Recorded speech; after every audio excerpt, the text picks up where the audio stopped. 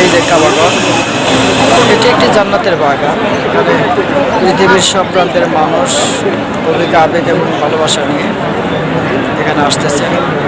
আল্লাহ পাক সবাইকে কবুল করুন এবং যারা যারা আমার কাছে দোয়া চেয়েছে, আমার মা বাবা, আপনজন, আত্মীয় স্বজন, স্ত্রী, পরিবার, পরিজন, শিক্ষক এবং কর্মচারী সহ বিভিন্ন পর্যায়ের শিক্ষার্থী এবং শুভাকাঙ্ক্ষী সবার প্রতি আমার ভালোবাসা রইল। কাবাকে সাক্ষী রেখে বলছি, আল্লাহ পাকের কাছে সকলের জন্য দোয়া করি।